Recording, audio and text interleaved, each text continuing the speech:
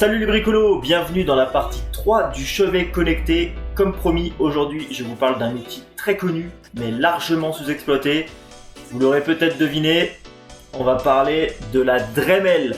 Mais surtout, je vais vous montrer comment l'utiliser comme une défonceuse d'ultra haute précision.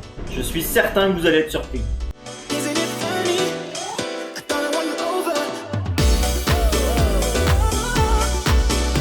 Alors, les outils Dremel, je pense que vous êtes nombreux à les connaître ou à en avoir entendu parler. Il s'agit d'un petit outil électroportatif très utilisé par les maquettistes, entre autres, sur lequel on peut installer une multitude d'accessoires. Cependant, ce que je vais vous montrer aujourd'hui est un petit peu différent. Voici une fraise downcut d'1,6 mm de diamètre de coupe.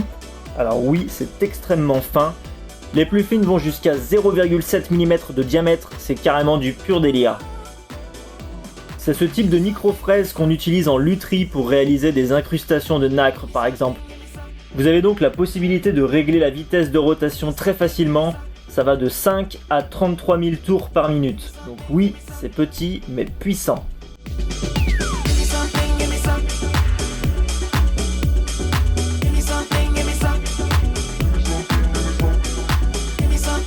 L'accessoire indispensable pour transformer votre Dremel en défonceuse de haute précision, c'est ce fameux support. L'intérêt ici, c'est la précision de réglage de profondeur et la qualité de fabrication qui est tout bonnement exceptionnelle. Comme vous le voyez ici, le support et la Dremel sont équipés d'un filetage spécial permettant la fixation ultra simplement.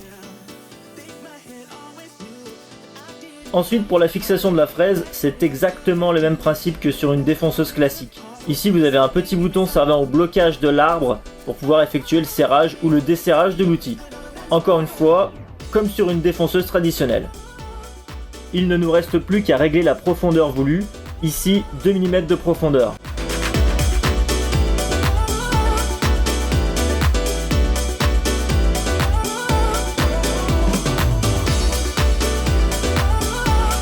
La Dremel 400 est un modèle qui n'existe plus aujourd'hui, elle a été remplacée par sa grande sœur, la version 4000, je vous ai mis un lien en description si cela vous intéresse.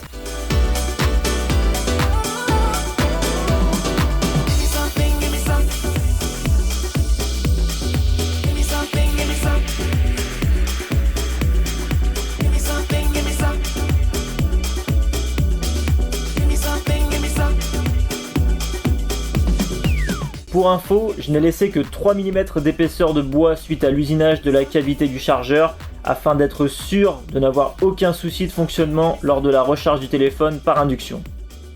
Avant de commencer l'usinage, place au traçage du motif.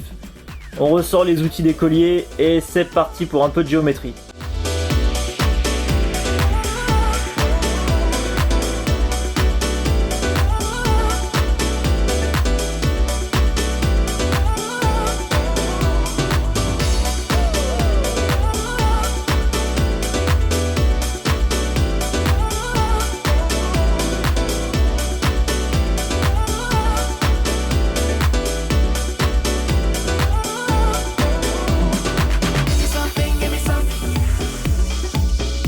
J'ai choisi de faire un motif sobre et stylisé en reprenant la symbolique de l'énergie avec l'éclair en plein milieu.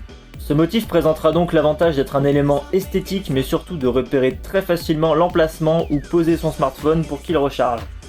Place à l'usinage, c'est pas le moment de trembler.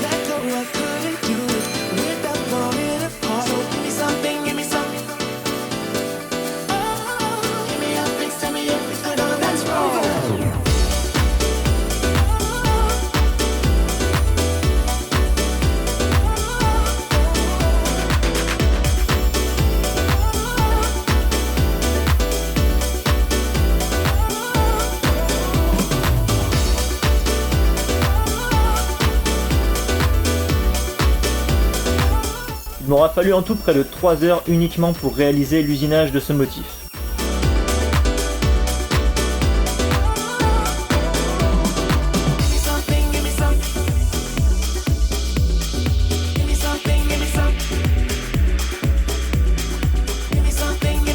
Une fois n'est pas coutume, on va remplir tout ça avec un peu de résine mélangée au pigment vert émeraude qu'on a utilisé lors de la première partie. Ça fera un petit rappel de couleur et comme vous le savez, le vert c'est la couleur universelle d'une batterie pleinement chargée.